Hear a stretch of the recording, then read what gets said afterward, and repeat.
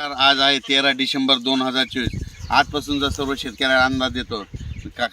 सर्वप्रथम कांदा शेतकऱ्याला सांगू इच्छितो की तुम्ही काय करा, 20 तारखेपर्यंत तुमचे कांदे काढायचे असेल तर काढून झाकून ठेवा. कारण की राज्यामध्ये 21 डिसेंबर ते 26 डिसेंबर राज्यात अवकाळी पाऊस पडणार आहे, भाग बदलत पडणार आहे, दररोज वेगवेगळा भाग घेत जाणार आहे. म्हणून हा अंदाज लक्षात घ्यायचा.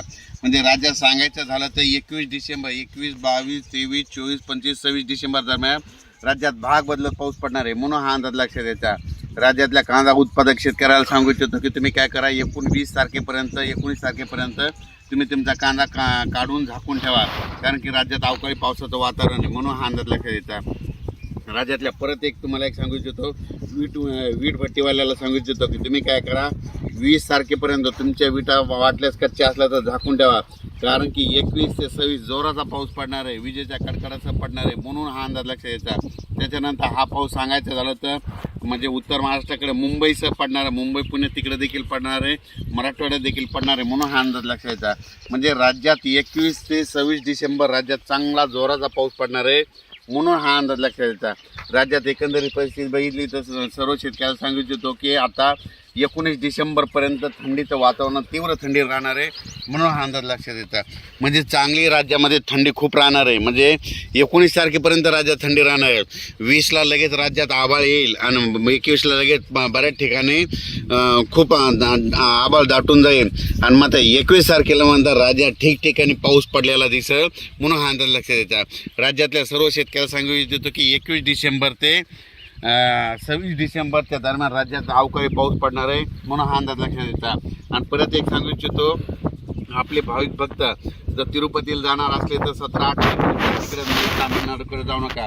कारण की 17-18-19 डिसेंबरला तामिळनाडूकडे म्हणजे तिरुपतीकडे खूप मोठा पाऊस पडणार आहे, मुसळधार पडणार आहे. म्हणून हा अंदाज लक्षात द्यायचा. एकंदरीत राज्यात परिस्थिती बघितलं तर तामिळनाडू, कर्नाटक, आंध्र प्रदेश, केरळ आणि त्याच्यानंतर महाराष्ट्र, मध्य प्रदेश, इंदोरपर्यंत राज्यात म्हणजे ह्या 4-5 राज्याचा ह्या म्हणजे 21 ते 26 चांगला मोठा पाऊस पडणार आहे. म्हणून हा अंदाज लक्षात द्यायचा. अचानक वातावरणात बदल झाला तर लगेच एक मेसेज दिला जाईल. पण राज्यातल्या सर्व शेतकऱ्याला सांगू इच्छितो की तुम्ही काय करा, ज्यांचा कांदा काढणी तर आणि पुन्हा विशेष म्हणजे मका देखील बऱ्याच शेतकऱ्यांची काढणं चालू आहे. तुम्ही काय करा, बऱ्याच शेतकऱ्यांची उत्तर महाराष्ट्राकडे गेल्याच्यानंतर मका अशी उघड्यावर टाकलेली, तुम्ही काय करा, मका काढून वाटल्यास झाकून ठेवा. कारण की 21 सप्टेंबरचा 21 डिसेंबर ते 26 डिसेंबरचा पाऊस दररोज वेगवेगळा भाग करत म्हणजे सगळीकडेच पडणार आहे. म्हणजे वेगवेगळ्या भागात पडणार आहे, सर्वदूर पडणार नाही, पण भाग बदलत मात्र पाऊस पडणार आहे. म्हणून हा अंदाज लक्षात घ्यायचा. अचानक वातावरणात बदल झाला तर परत एक मेसेज दिला जाईल. हे पाहू शकतात. हे आपला 23 ऑक्टोबरचा क्षण आहे. याला 3 पाणी झाले तर तीन फवारण्या देखील झाल्या आणि हे पाहू शकता. पण राज्यातल्या द्राक्ष बागायत शेतकऱ्याला सांगू इच्छितो की तुम्ही काय करा, 20 तारखेला तुम्ही कॅल्शियमची लेवल वाढवा. आणि तसेच तुम्ही काय करा, पाण्याचं नियोजन करा. कारण की द्राक्ष पट्ट्यामध्ये म्हणजे पाऊस म्हणजे पडणार आहे, त्याच्यामुळे तुमचं नुकसान होऊ शकतं. म्हणून कॅल्शियमची लेवल वाढली नंतर ते तुम्हाला सगळं माहीत आहे. म्हणून एक माहीत असं मी सांगितलं.